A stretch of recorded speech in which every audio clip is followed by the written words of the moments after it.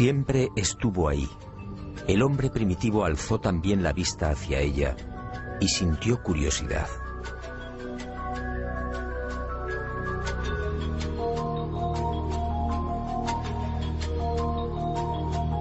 Después llegó el miedo y la luna fue adorada.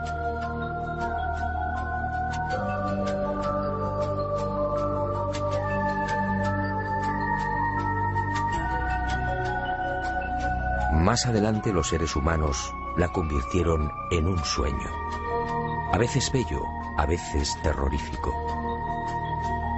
Y el satélite natural de la Tierra se convirtió en emblema de lo utópico, de lo inalcanzable.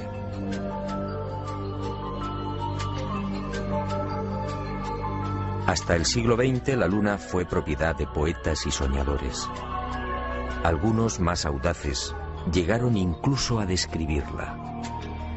En el año 499 a.C., el filósofo griego Anaxágoras enseñaba que la Luna es un astro habitado, con infinidad de valles y montañas.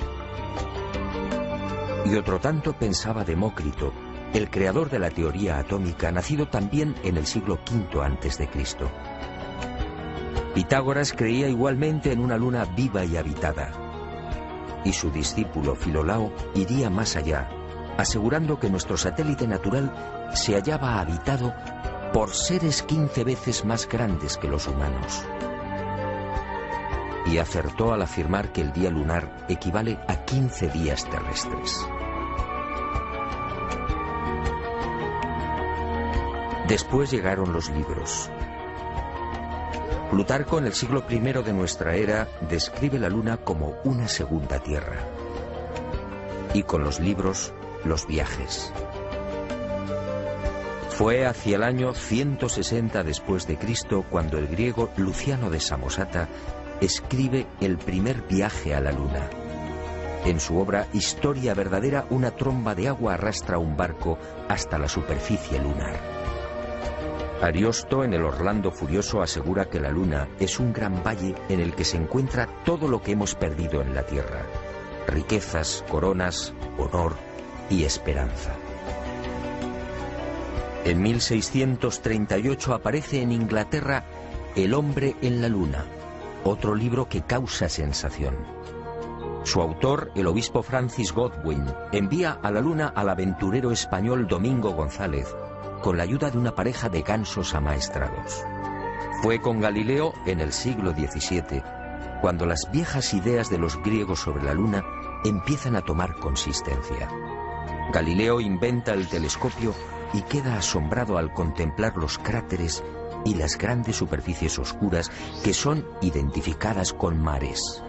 En 1647, John Hevelius traza el primer mapa lunar y lo publica en su libro Selenografía, afirmando que la Luna estaba repleta de ciudades. Entusiasmado con estos descubrimientos, Cyrano de Bergerac publica en 1648 su célebre Viaje a la Luna, un libro asombroso en el que por primera vez se habla de cohetes. Cyrano describe dos astronaves, una impulsada por la evaporización del rocío, la otra por un cohete de 3 fases. Sería este trabajo justamente el que serviría de inspiración a Julio Verne y a los padres de la astronáutica moderna. En 1671, Querubín de Orleans publica un segundo mapa lunar. El interés del público es tal que en 1865 se publican 6 libros sobre temas espaciales. El más conocido fue sin duda De la Tierra a la Luna, del genial Verne. Y en 1903, el ruso Tsiolkovsky proporciona las pautas que servirían de modelo a la cohetería del siglo XX.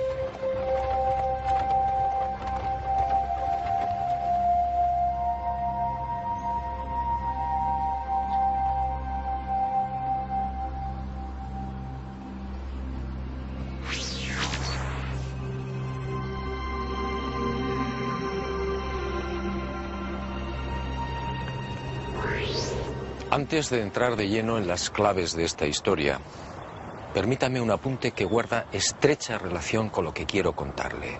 Sígame de nuevo y guárdelo en su memoria.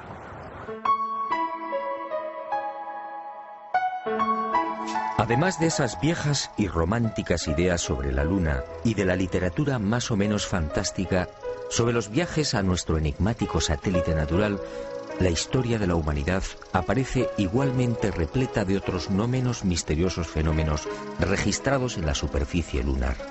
En el verano de 1178, al poco de ponerse el sol, un grupo de monjes de la Catedral de Canterbury observó en el filo de la Luna un formidable resplandor, acompañado de gigantescas llamaradas. En 1789, el astrónomo Schroeder contempló atónito una enorme zona iluminada en la llamada región de los Alpes lunares. A lo largo de ese año, otros observadores dieron fe de la presencia en la superficie de la Luna de increíbles y desconcertantes luces que se movían entre mares y cráteres. En 1820, el también astrónomo François Arago publicó en los Anales de Química y Física el relato de otra asombrosa observación. Durante un eclipse, toda una formación de luces evolucionó sobre la Luna, manteniendo el orden de vuelo durante los virajes. En 1843, el mencionado astrónomo alemán Johann Schroeder asistió a otro fenómeno para el que tampoco se ha encontrado explicación. Al observar el cráter Linné en el Mar de la Tranquilidad, el científico comprobó algo desconcertante. El citado cráter de unos 7 kilómetros de diámetro cambiaba regularmente de forma. Poco después, para asombro de la comunidad científica, el cráter en cuestión desapareció por completo. ¿Qué había ocurrido? En 1971, Apolo 15 sobrevoló la zona y fotografió Linné. El desconcierto de los astrónomos fue total. El cráter Linné solo tenía 2.700 metros de diámetro y estaba allí. En 1877, el astrónomo inglés Klein fue testigo de otras intensas y rápidas luces que se dirigieron al centro del cráter Platón. Una vez en la caldera, las luces se reunieron formando un triángulo. En 1950, el Dr. Wilkins era testigo de otro suceso aparentemente imposible. En el centro del cráter Aristarchus se encendió de pronto una gran luz, iluminando una amplia región lunar. Grandes llamaradas en la superficie de la Luna, luces en formación.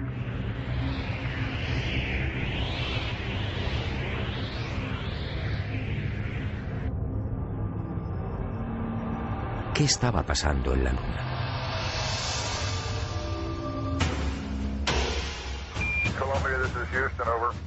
Y en julio de 1969, al fin, el ser humano cumplió su viejo y añorado sueño. El Apolo 11 se posaba en el Mar de la Tranquilidad.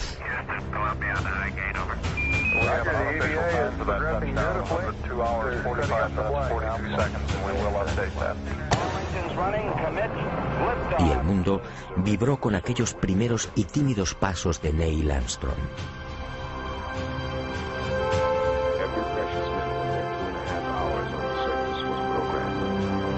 Pero el mundo, una vez más, fue engañado.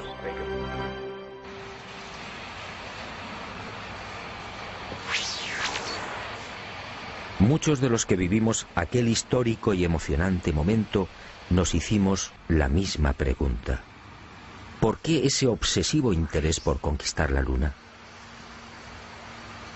Fue el alto militar norteamericano al que me he referido y al que desde ahora llamaré Mirlo Rojo, quien años más tarde respondería con una información que me dejó perplejo. Una información secreta que muy pocos conocen. Las nuevas generaciones no saben o no recuerdan. A la Luna se fue a investigar, sí, y se ha dicho también que fue una cuestión de prestigio.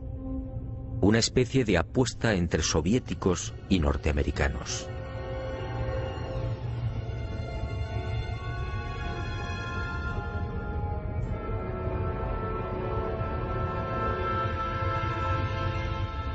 Pero hubo algo más.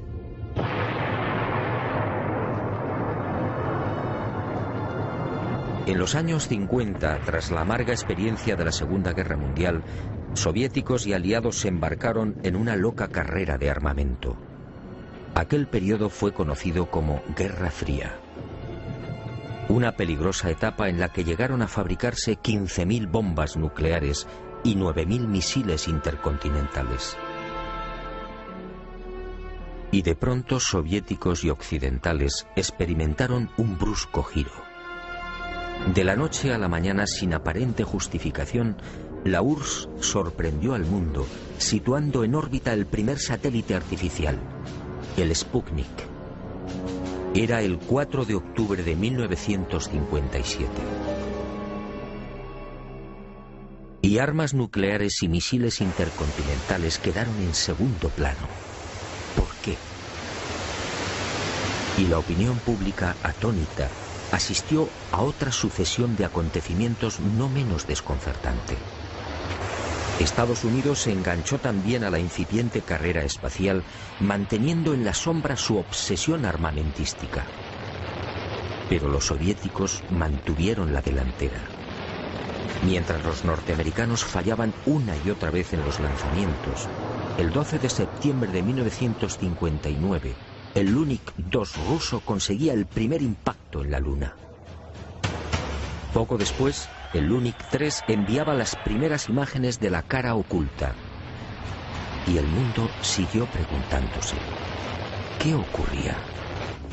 ¿Por qué este obsesivo interés por conquistar el espacio y sobre todo la Luna? Pero soviéticos y norteamericanos siguieron guardando silencio sobre sus auténticos intereses. Los humillados norteamericanos recibirían el golpe de gracia el 12 de abril de 1961. Ese día el cosmonauta Yuri Gagarin se convirtió en el primer ser humano que orbitaba la Tierra.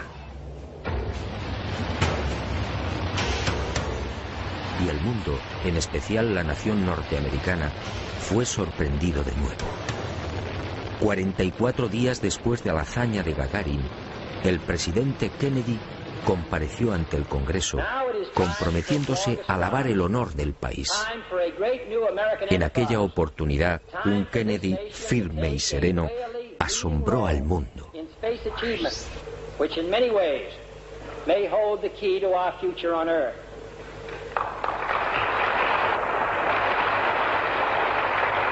I therefore ask the Congress, above and beyond the increases I have earlier requested for space activities, to provide the funds which are needed to meet the following national goals.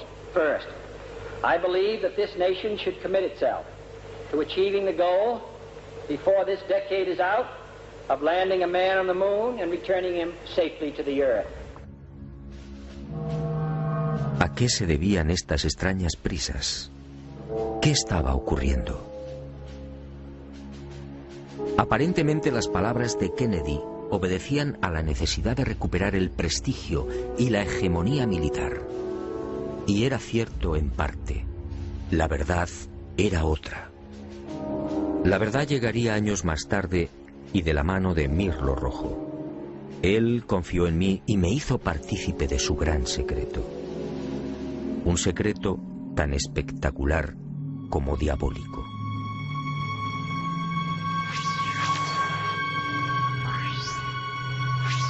Soviéticos y aliados mintieron a la hora de justificar aquella loca carrera espacial. Todo empezó en la década de los años 40.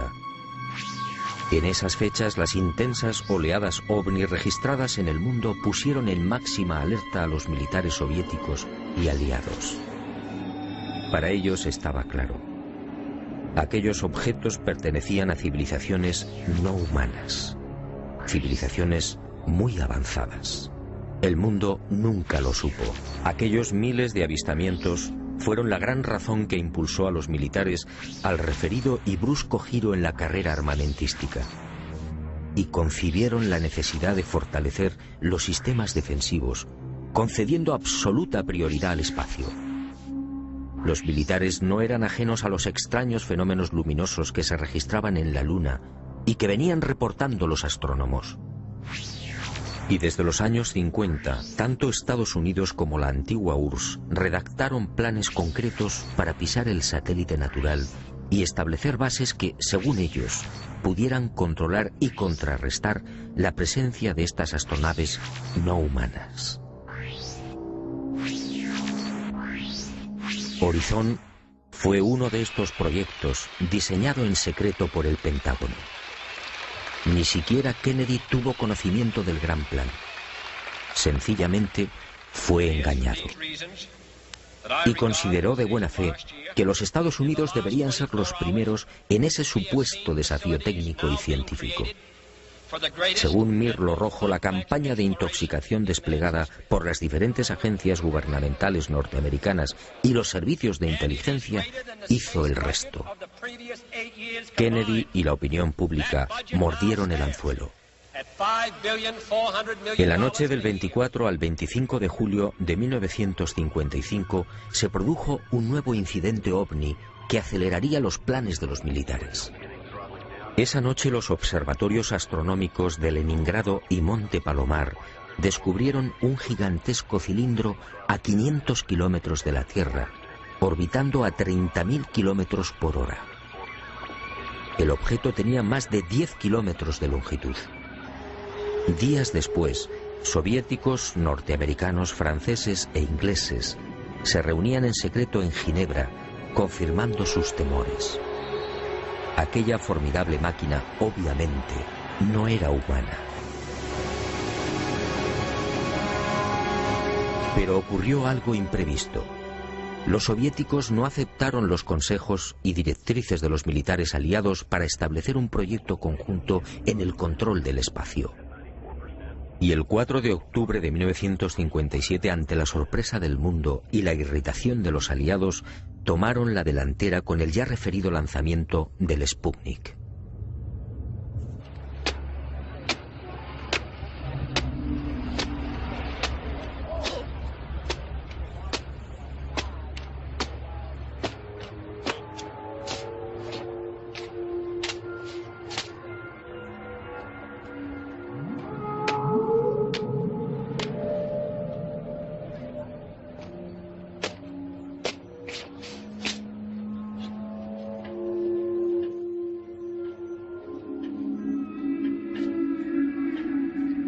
Y durante una década, entre 1957 y 1968, los militares norteamericanos y soviéticos fueron confirmando lo que ya sabían o imaginaban, y mucho más.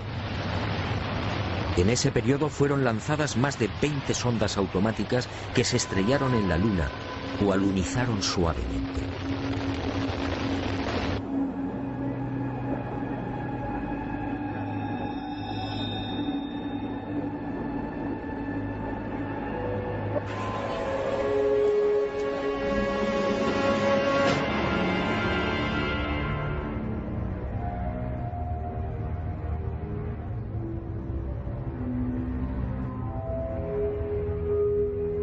En total, sin contar las imágenes obtenidas por la URSS, la NASA recibió 230.000 fotografías del satélite natural.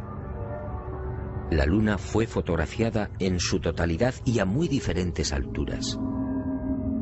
Pero los militares que controlaban y controlan la Agencia Espacial Norteamericana no dieron a conocer muchas de esas imágenes. ¿Por qué? ¿Qué mostraban?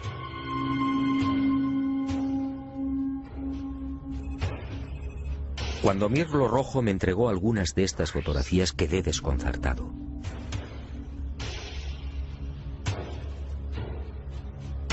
Se trataba de imágenes altamente confidenciales, jamás divulgadas.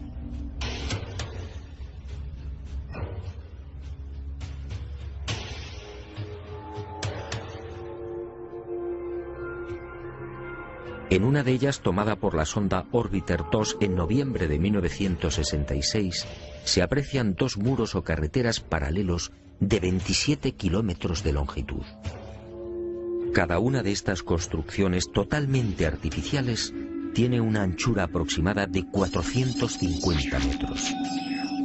En el muro o carretera de la derecha se aprecia incluso un curioso detalle. La construcción ha sido alterada rompiendo la impecable línea recta con una curva de 1000 metros. En otra de las fotografías, los militares norteamericanos descubrieron lo que llamaron la Gran Presa, una no menos enigmática construcción de 5 kilómetros de longitud al norte del Mare Imbrium. El 19 de noviembre de 1966, la misma Orbiter 2 captaba a 48 kilómetros de altura y sobre el mar de la Tranquilidad otra extraña formación. En esta ocasión se trataba de enormes pilares o monolitos perfectamente alineados de 3 en fondo. En total, 30 obeliscos de idéntica altura. Aquello obviamente no podía ser una formación natural. En total, según mi confidente, NASA terminó censurando 900 fotografías. Todas ellas pasaron directamente a los archivos del Pentágono.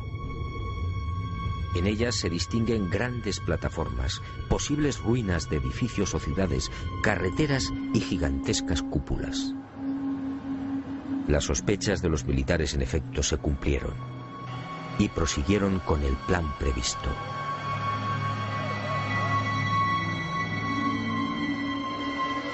Civilinamente, los servicios de inteligencia militar norteamericanos se cubrieron las espaldas en previsión de una hipotética fuga de información. Para ello, utilizando a NASA como pantalla, propiciaron la redacción de un informe que los eximiera moral y jurídicamente de cualquier responsabilidad en caso de ocultamiento.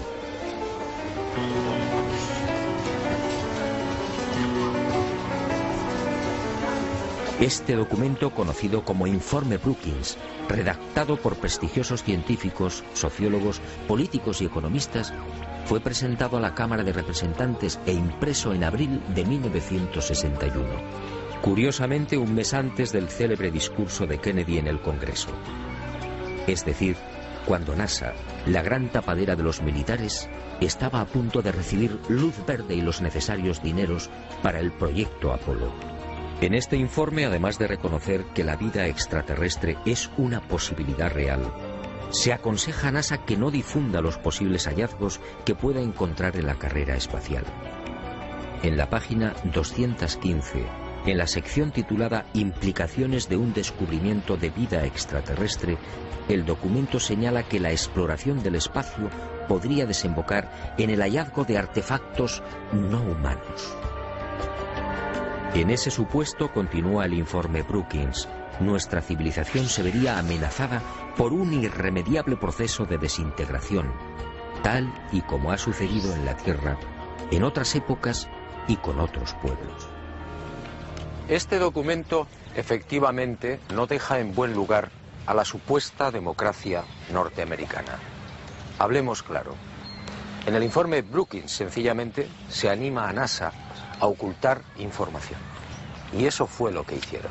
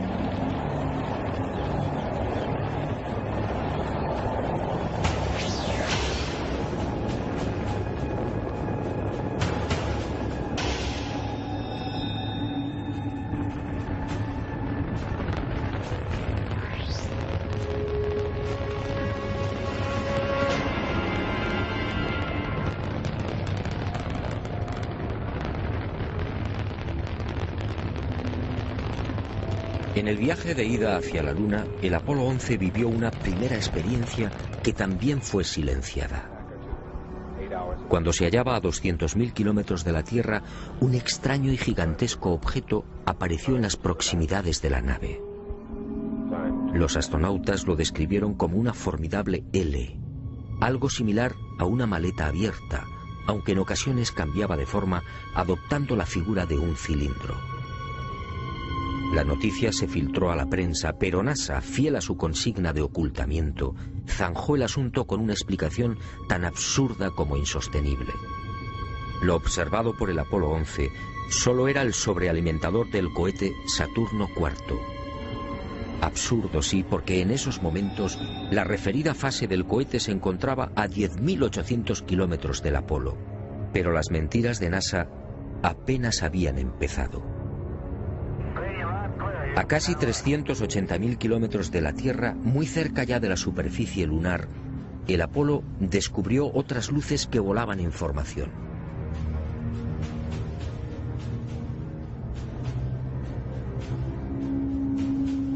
Según Mirlo Rojo, aquellas luces parecían esperar al Apolo 11.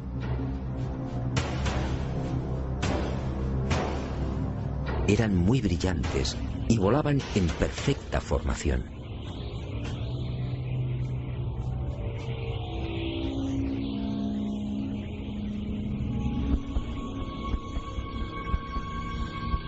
Poco después se alejaron a gran velocidad, desapareciendo hacia la superficie de la Luna. Los astronautas tenían razón. Aquello parecía un recibimiento. Pero lo más espectacular estaba por llegar.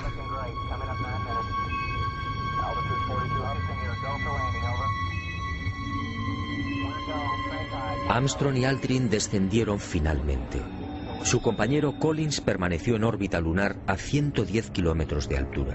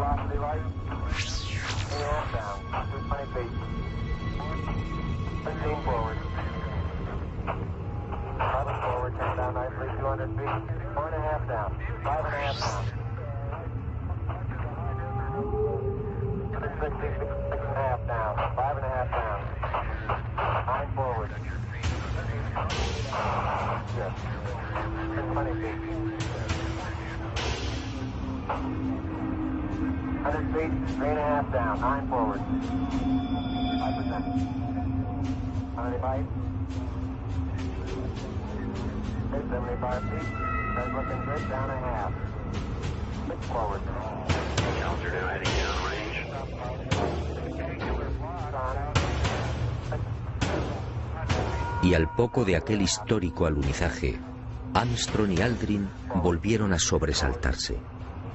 La frecuencia cardíaca se disparó hasta 150 y 160 latidos por minuto. Las palabras de Armstrong, atropelladas, dejaron perplejos a los técnicos de Houston.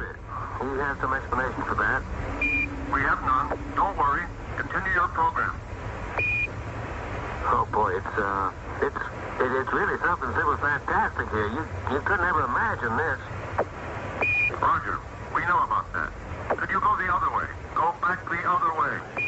Well, that's kind of rich and pretty spectacular.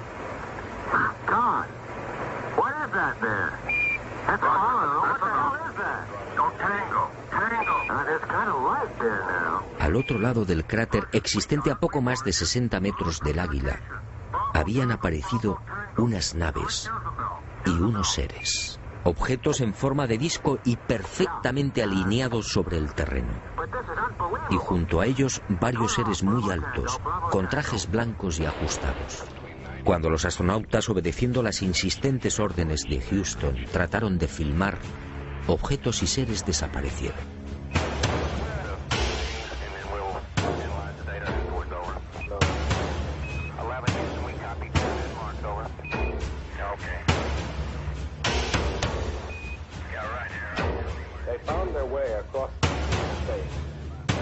Y llegó el momento culminante, el verdadero objetivo de Apolo 11, la secreta razón que impulsó a los militares a conquistar la Luna.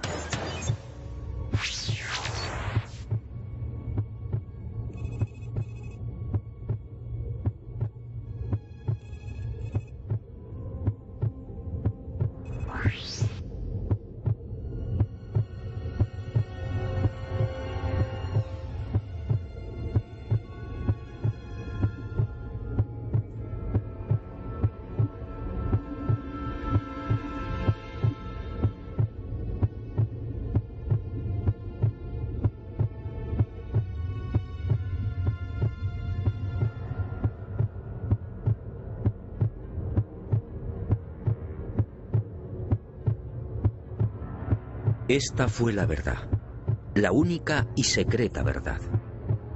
Aquel 21 de julio de 1969, Armstrong y Aldrin se alejaron escasos metros del módulo, filmando esta increíble construcción. Esta película de 14 minutos jamás fue difundida por NASA.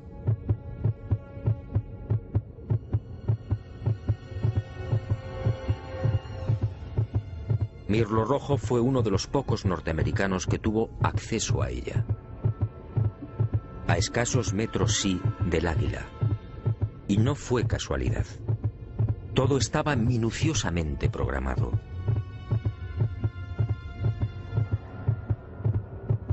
Estas misteriosas ruinas, como otras igualmente filmadas por los restantes Apolos, habían sido fotografiadas con anterioridad por las diferentes sondas automáticas.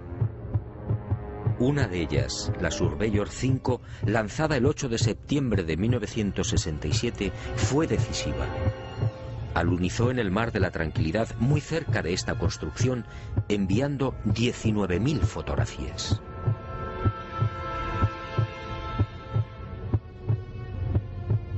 Edificios en ruinas. Edificios en la superficie de la Luna. Edificios aparentemente de una gran antigüedad. Pero, ¿quién los había levantado? Nosotros los humanos, obviamente no. Solo quedaba una respuesta.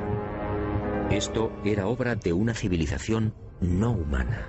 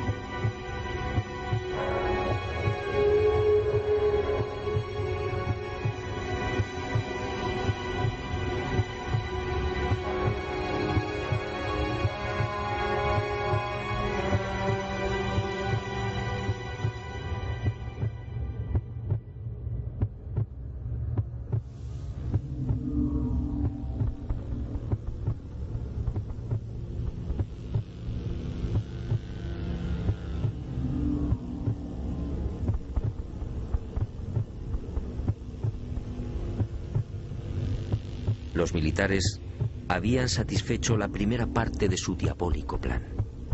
Ahora quedaba la segunda.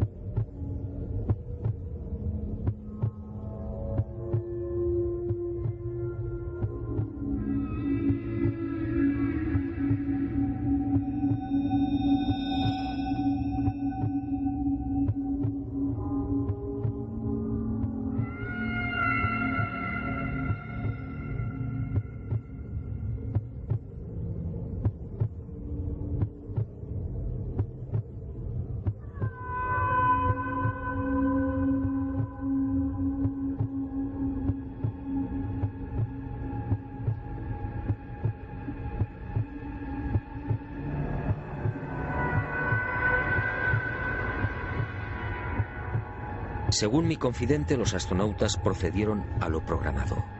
Recogieron muestras de los muros, tomaron medidas y se retiraron.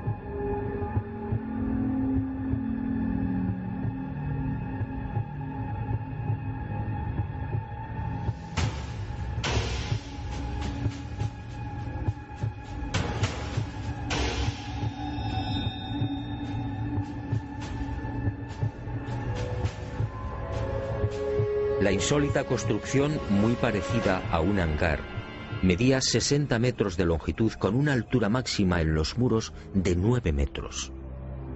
Presentaba 12 huecos o ventanas y una especie de puerta frontal de 5 metros de fondo por 3 de altura. Según los análisis practicados en la Tierra, el material con el que había sido construido era similar al de la superficie lunar. Un 60% de los átomos era oxígeno, con un 0.01% del peso constituido por hidrógeno.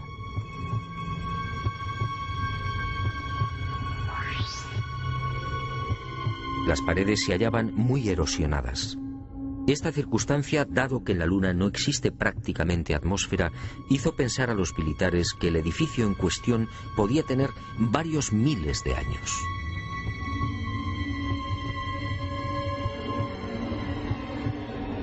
La secreta excursión de Armstrong y Aldrin a este hangar y naturalmente los 14 minutos de película jamás fueron difundidos por NASA.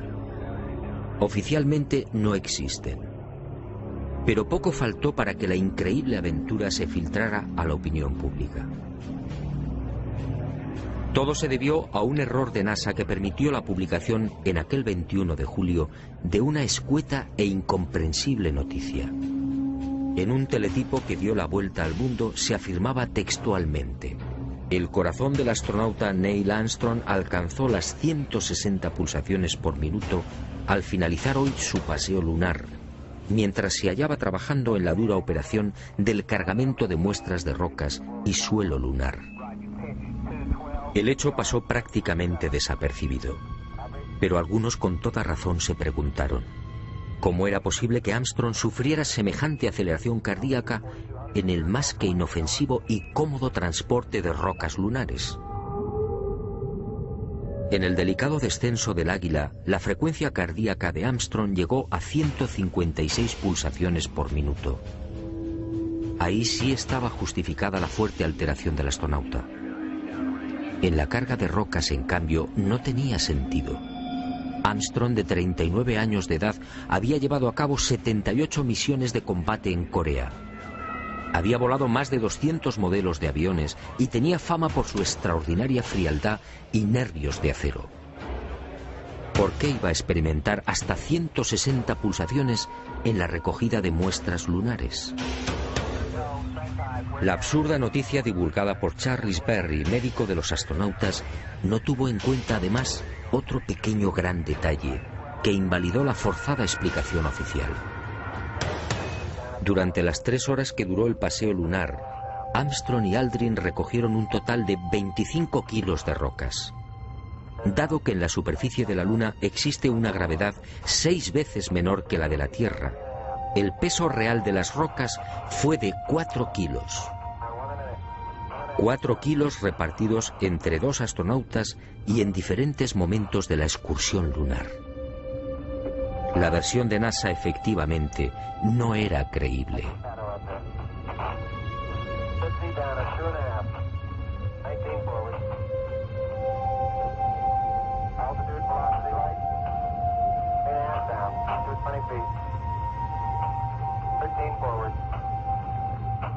Una vez más, mintieron. No fue el insignificante peso de las rocas lo que precipitó el corazón de Armstrong. Fue la visión de aquel edificio. A pesar de su excelente preparación física y mental, el astronauta, consciente de la trascendencia de lo que tenía delante, no pudo evitar la lógica e intensa emoción. Y otro tanto sucedió con Aldrin. Pero la frecuencia cardíaca de este último no fue registrada porque los circuitos electrónicos del traje espacial no se hallaban conectados a la consola que recibía la información biomédica.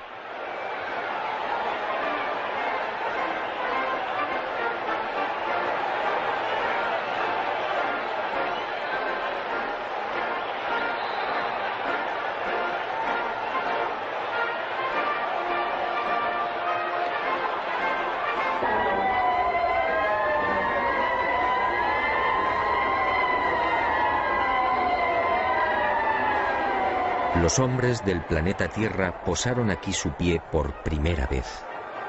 Julio de 1969. Hemos venido en son de paz, en nombre de toda la humanidad. Así reza el texto de la placa dejada por Apolo 11 en una de las patas del Águila, el módulo lunar que supuestamente todavía sigue en la Luna. ¿En son de paz? Nueva mentira de NASA y de sus propietarios, los militares norteamericanos.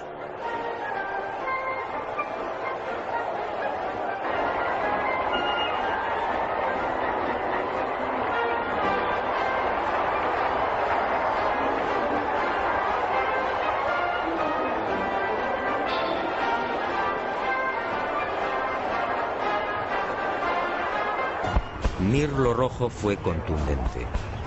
Hasta diciembre de 1972, fecha en la que se interrumpe el proyecto Apolo, otras 5 naves volaron a la Luna.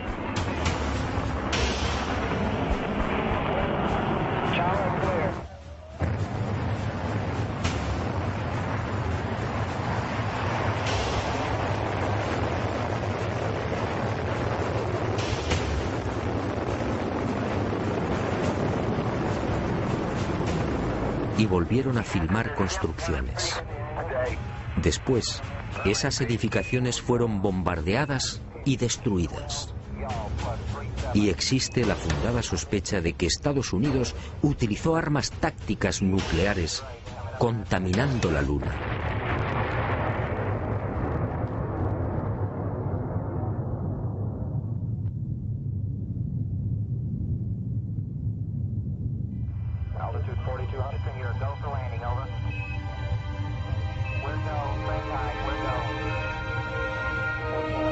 Así se cerró la segunda fase del diabólico plan. Los militares norteamericanos no lo consintieron. Esas estructuras podían provocar el caos en la Tierra. Eso dijeron.